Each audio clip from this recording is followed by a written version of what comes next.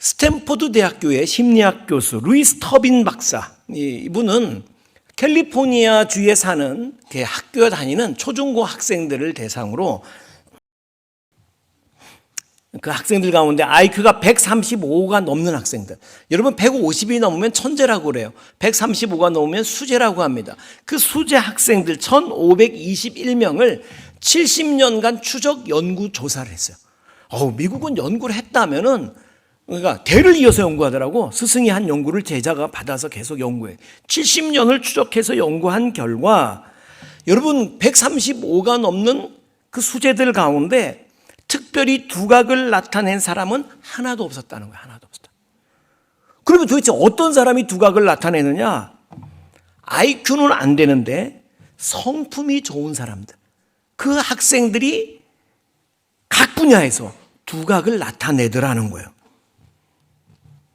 그러니까 이제 우리는 일단 두각을 나타내기 위해서 IQ는 됐어. 이만하면 충분해. 여러분, 우리는 그냥 100점, IQ는 100점 먹고 들어가는 거야, 이거는. 이제 성품만 좋아지면 돼, 성품만. 그러니까 결국 결론은 성품이 가장 중요하다는 거예요. 한번 따라합시다. 성품이 가장 중요하다.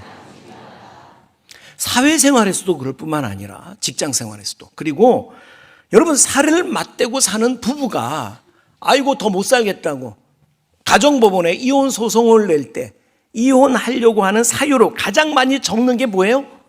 성격 차이. 그게 뭐예요? 나 성품이 못돼서 같이 못 살겠다는 거예요. 결국은 사실은 성품이 안 되면 여러분 가정생활도 행복할 수가 없고 사회생활도 성공할 수 없다, 그 말입니다.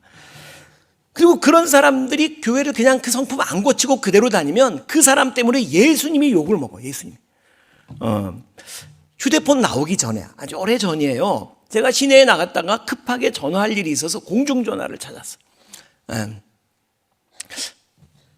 공중전화에 갔더니 줄이 쫙 서 있더라고. 근데 어떤 아줌마가 전화통을 붙잡고는 껌 씹어가면서 막 수다를 떠는데 끝도 없이 씹는 거야, 막 끝도 없이. 그러니까 뒤에 사람들이 막 줄지어서 기다리면서 막 눈치 주는데도 아랑곳하지 않고 막. 그것도 조용히나 말하면 좋겠는데 깍깍깍깍 웃으면서 막 큰 소리로 그러는 거야. 어머머 집사님, 막 지난번 부흥회 때 나 얼마나 큰 은혜를 받았는지 몰라. 할렐루야, 막 그러고. 하기는 여러분 은혜 받기는 엄청 받은 거죠. 여러분 보통 사람 같으면 그렇게 할 수 있겠어요? 요즘 현대사회 칼 맞아. 그러다가 무서워서 못하는데 이 사람은 은혜를 받아가지고 하나님이 내 편이시니 내가 누구를 두려워하리요, 막 담대하게 막 끝없이 전화를 하는 거예요. 내가 목사인 내가 그냥 집사님 막 그러면서 그러니까 막 얼굴이 막 뜨뜻해지는 거예요. 근데 그 아줌마를 생각하면서 많이 반성을 하게 됐어요. 내 안에도 그런 모습이 없을까? 그래서 예수 믿는 사람이, 목사라는 자가 왜 저 모양이냐 하는, 혹시 여러분 가운데 혹시 저를 보면서 그렇게 실망한 분이 있으면 이 자리를 빌어 여러분 용서해 주세요. 용서해 주세요. 근데 여러분 오늘 본문 성경은 말씀하십니다. 우리 15절 말씀, 15절 같이 시작.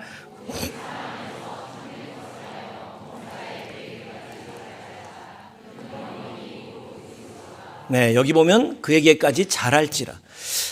올해 우리 표가 자라가라. 본문은 다른데 같은 맥락입니다. 한번 따라합시다. 자라가라. 그저 교회 다니는 것만 가지고 안 된다는 거예요. 교회에 와서 주일날 예배 드리고 왔다고 해서 된 거 아니라는 거예요. 자라가야 된다는 거예요. 어디까지 자라가야 돼요? 13절 말씀. 13절 같이 시작.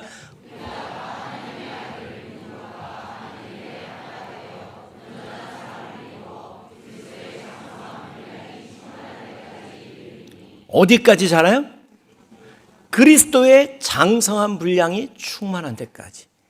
주님까지. 여러분 이것을 성화라고 합니다. 따라합시다. 성화. 여러분 그렇게 예수님 닮은 사람이 되는 것, 여러분 그것이 신앙생활의 목표입니다. 여러분 정말 주님을 닮고, 그래서 여러분 주변 사람들로부터 저 사람에게선 예수의 향기가 난다고, 정말 예수 닮은 사람이라고 그렇게 증감을 받는 저와 여러분 되시기를 축원합니다. 성품이 주님을 닮아가야 되는데 성품 그러면 워낙 광범위한데 그 가운데서 그저 제 가슴에 저에게 적용해야 될 것 같은 말씀을 몇 구절만 보겠습니다. 26절 말씀. 우리 26절 같이 시작.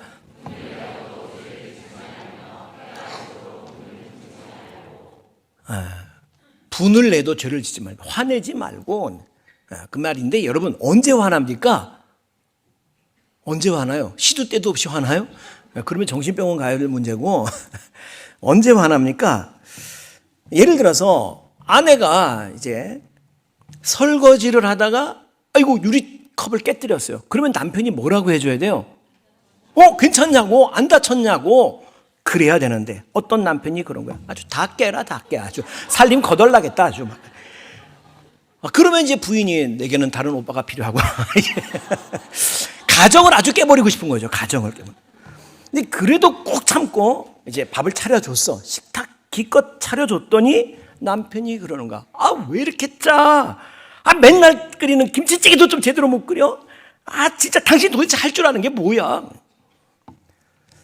그럼에도 불구하고 여보, 내가 할 줄 아는 게 없어서 죄송해요. 하지만 이제라도 열심히 배워서 다음에는 맛있게 끓여드릴게요. 이렇게 말하는 마누라는 하나도 없어요, 여러분. 김치찌개도 좀 짤 수도 있고 좀 싱거울 수도 있지, 진짜. 당신도 남들처럼 돈이나 팍팍 벌어도 줘봐. 내가 맨날 요리사 들여가지고 맨날 맛있는 갈비 찜은 못 해주겠어. 그런데 또 남편이 그러는 거야. 너 시집 올 때 해온 게 뭐 있냐 말이야. 그럼 어처구니가 없어서 말을 못하고 있는데 시어머니가 옆에서 거드는 거야. 니네 엄마는 이런 것도 좀 안 가르치고 뭐 했대냐? 이러는 거야. 그러면 여기 계신 여기 아줌마들, 부인네들 여러분 화 나겠어요? 안 나겠어요? 지금 생각해도 열받치나 보다. 막 나게. 근데 여러분 존 헌터라는 아주 저명한 생리학자가 있습니다. 이분이 화내면 화낸 사람이 먼저 죽는다는 요지의 강의를 통해서 아주 유명해졌어요. 근데 한 번은 이분이 그 강의를 이제 화내면 먼저 죽는다. 근데 그 맨 앞에 있던 어떤 사람이 이 학자의 주장에 반박을 하는 거예요. 뭐 논리가 부족하다느니 막 그러면서. 그러니까 이 생리학자가 막 화가 치밀어가지고 막 분노에 막 부르르 떨고 어쩔 줄을 몰라 하더니 그 자리에 쓰러져 그만 죽어버렸대. 그러니까 화내면 화낸 사람이 먼저 죽는다는 그 자신의 주장을 온몸으로 죽음으로 증명해낸 거예요.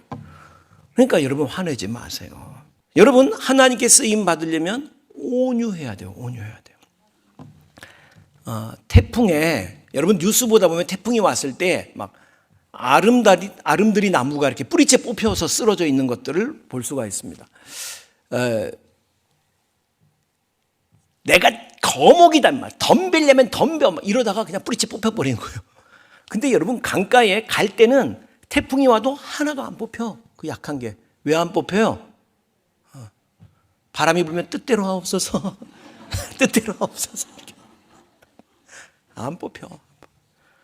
한번 따라합시다. 뜻대로 하옵소서. 주님께 맡기는 거예요. 내가 그거를 다 심판하고 막 그러려주고 내가 어떻게 손봐주려고 그러지 말고. 로마서 12장 19절 말씀. 로마서 12장 19절 시작.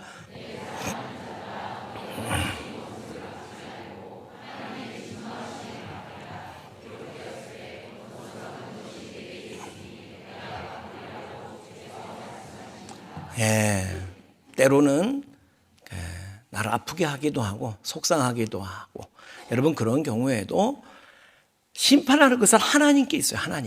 하나님께 맡기고 우리는 온유함으로 정말 주님의 향기를 드러낼 수 있는 성도가 되기를 축복합니다.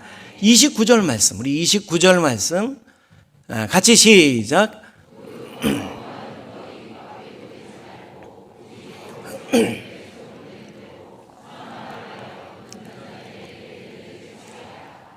말 조심하라 그 말이에요. 말 조심하라. 요즘 새벽에 욥기 강의를 하고 있는데 바로 욥기 2장에 여러분 욥을 잘 아시죠? 하루아침에 모든 재산을 다 잃어 욥이. 그리고 하루아침에 자식도 잃어. 그리고 건강도 잃었어. 그 소문을 듣고 친구들이 찾아옵니다. 친구들이 찾아와가지고 욥기 2장에 보면 처음에 울어. 그 처참한 모습을 보고. 그리고는 일주일 동안 아무 말도 못했대. 근데 여러분 그때까지 좋았던 거예요. 그때까지. 근데 이 친구들이 이제 입술을 벌려서 뭐 위로한다고 또 무슨 어드바이 충고한다고 말하는 것이 그것이 전부 다 욥의 가슴에 상처를 주는 거예요. 하나님이 진노하셔. 하나님이 이것들이 그러니까 말을 안 하는 게 좋은 거예요. 여러분, 가급적이면 말을 안 하는 게 좋아요. 침묵은 금인 게 맞아, 여러분. 요즘 그 반려견 키우는 분들이 많이 있죠. 여러분 가운데도 있으시고. 어떤 때 이렇게 보면 여러분 반려견 강아지 한 마리 키우는 게 애 한 마리 키우는 것보다 돈이 더 든대, 여러분. 난 그러면 그런 생각이 들어. 아니, 왜 개쉐이를 키우냐? 그거를 고아를 한 명 들여다 키우면 보람될 텐데. 그렇게 생각했는데 어떤 분이 그러더라고. 왜 저렇게 강아지에 집착하냐? 왜 강아지 저렇게 좋아하냐? 강아지는 말이 없기 때문일 거예요. 그러더라고. 강아지는 말을 할 줄 몰라. 여러분, 누굴 입양해서 키워도 얘가 내 말로 나한테 상처를 주는 거야. 엄마가 나한테 해준 게 뭐 있냐고 막. 그런데 강아지는 말을 안 해. 그래서 이쁜 거라는 거예요. 듣고 보니까 그것도 그런 것 같아요. 그러니까 여러분, 그러니까 말을 가급적 안 하는 게 좋고, 하려면 예수님 같이 말하십시오. 예수님처럼 선한 말을 하여, 좀 전에 그랬는데, 여러분 성경을 보면 예수님께서 아시죠? 가룟 유다가 예수님을 은30에 팔아버리잖아요. 은30 받고 로마 병정에게 넘기게 되는데, 그때 그 장면, 마태복음 26장 50절 말씀 같이 시작.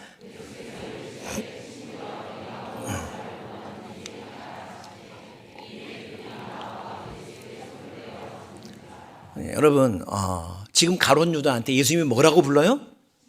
친구요. 지금 왼수거든요. 나를 죽게 하는 가룟 유다를 친구요. 마침 여러분 옆에 지금 여러분 왼수가 앉아 있습니다. 자, 옆에 있는 분 보고 한번 얘기해 보세요. 친구요. 시작. 친구요. 친구요. 때로 내게 상처를 주기도 하고 내 마음을 아프게 하기도 하고 내게 손해를 끼치기도 하더라도 우리 주님께서 가룟 유다를 향해서도 친구요. 여러분, 거기까지 자라갈 수 있게 되기를 축복합니다. 시편 141편 3절 말씀. 시편 시작. 여호와여, 내 입에 파수꾼을 세우시고. 이 기도가 다윗의 기도인데 이 기도가 저와 여러분의 또한 기도가 되기를 축복합니다.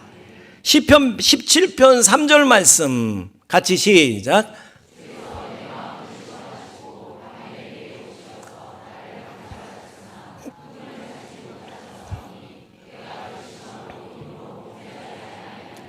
다윗의 결심인데 이 결심이 저와 여러분의 결심이 되기를 축복합니다.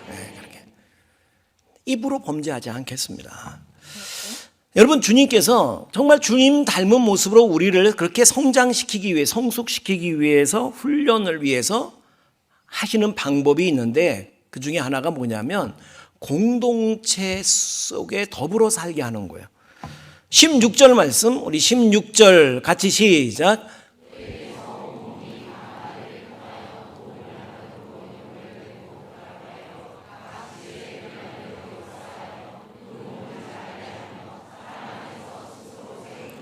여러분, 몸을 생각해 보면 각 지체가 각 마디를 통해서 연결돼서 서로 도움을 받는 거예요. 서로. 그러면서 자라가는 거예요. 그것처럼 여러분, 우리가 그렇다는 거예요. 교회는 그리스도의 몸이라고 비유해요. 그리고 성도, 저와 여러분은 각 몸의 지체인 거야. 우리가 서로 연결돼서 서로 도우면서 우리는 자라가게 된다는 거예요. 여러분, 그러니까 신앙생활은 나 혼자 할 수 있는 거 아니에요. 함께 가는 거야. 함께 도우면서. 여러분, 혹시 여러분이 팔이 골절돼서 팔이 부러졌어. 그러면 이 팔 어떻게 합니까? 에이씨, 귀찮아. 잘라버립니까? 여러분, 깁스해가지고 이걸 목에다 이렇게 걸어. 목에다가.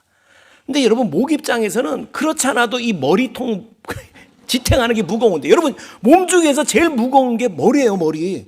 근데 목이 입장에서는 그 머리를 지탱하는 것도 힘든데 거기다가 석고를 막 덕지덕지 바른 이 팔까지 이렇게 감으면 힘들죠. 그러나 이 목이 이 팔을 향해서 원망하고 불평하는 법 없습니다. 왜 그래요? 한 몸이니까. 어차피 한 몸이니까.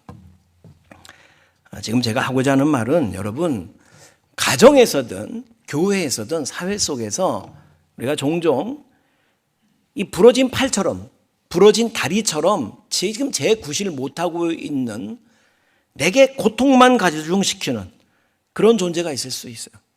그래도 우리 함께 부둥켜 안고 같이 가야 된다는 겁니다. 그 가운데 근데 여러분 성화가 이루어지는 거예요. 아주 유명한 이야기니까 여러분도 아마 들은 적이 있을 거예요. 미국의 어느 학교에서 있었던 일입니다. 어느 학교에 한 학생이 암이 걸린 거예요. 암이.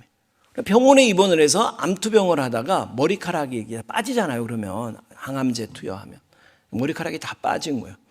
이제 얘가 항암 치료를 마치고 학교에 등교를 하게 되는데 선생님이 걱정인 거예요. 얘가 머리가 하나 없으니까 또 애들이 또 혹시 철없는 애들이 놀리고 그럴까 봐. 그래서 선생님이 학생들에게 전날 당부를 합니다. 우리 친구가 암이 걸려서 항암투병을 하면서 머리가 다 빠져버렸다. 너희들이 어떻게 도울 수 있을지를 한번 생각해 봐라. 다음 날 선생님이 그 암투병하면서 머리가 다 빠져버린 학생을 데리고 교실로 이렇게 들어갔어요. 들어가면서 선생님도 울고 항암투병한 아이도 울고 그랬다. 교실 문을 열어보니까 천반 아이들이 전부 다 머리를 빡빡을 깎아버린 거야. 다. 그 친구의 고통을 함께 나누려고.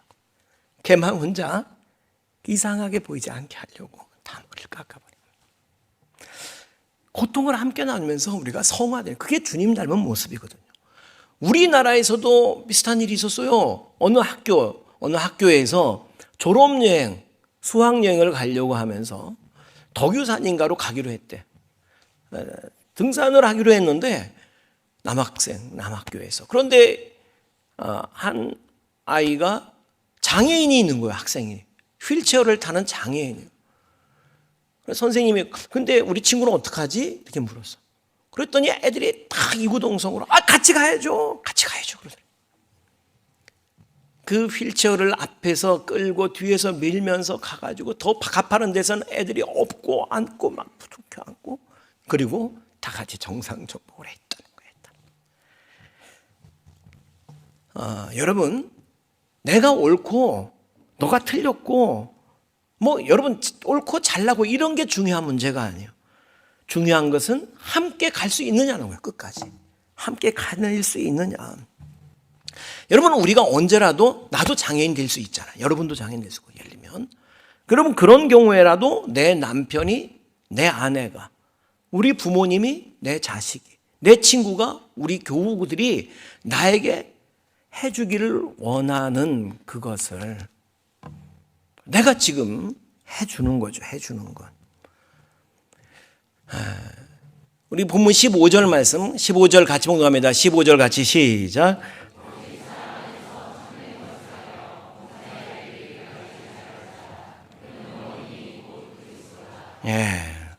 그렇게 사랑하면서 자라가는 거예요. 예수 그리스도를 닮아가는 거예요. 닮아가는 거. 여러분, 그리스도의 사랑, 주님의 사랑을 깨달으면서 이 지금 사순절 기간을 지내고 있는데 우리를 위하여 십자가 지신 그 주님의 사랑을 깨달아가면서 또 가족의 사랑을 깨달아가면서 선생님의 사랑을 깨달아가면서 우리는 자라가는 거예요. 그 예전에 어떤 소책자에서 읽은 글이에요. 경상북도 경산의 이영주라는 분이 쓴 수필이었어요. 수필. 동그라미 선생님. 제목이 동그라미 선생님이에요. 이분이 결혼을 하고 외출했다가 우연히 이제 여고 동창생을 만나게 된 거예요. 여고 동창생을 만났어. 근데 동창생이 그러는 거예요. 우리 고2 때 그 담임선생님, 쌤이라고 그러지, 쌤이. 돌아가셨대. 근데 그 소식을 들으면서도 마음에 아무 느낌이 없었대. 왜? 그 선생님 별로 안 좋아했거든. 안 좋아했어. 왜냐하면 그 선생님 맨날 꾸중하고 야단만 치고 그냥 벌도 주고 막 그랬어. 그 선생님 미웠어. 아무 느낌이 없어서 돌아가셨다는 소식 듣고도. 근데 그 친구가 그러는 거야. 야, 영주야. 근데 그 쌤이 교탁에 늘 우리 반 전체 사진 찍은 거 그거 늘 유리 밑에 놓고 있었던 거 기억하지? 몰라. 근데 말이야, 그 가운데 몇몇 학생들의 얼굴에 이렇게 동그라미 쳐서 있었다? 근데 네 얼굴하고 내 얼굴에도 동그라미가 있었어. 그거 뭘까, 그게? 뭘까? 이렇게 물은 거야. 뻔하지 찍힌 거지 찍힌 거. 이거 문제야, 이런 것 같은 거. 그리고 집에 왔어.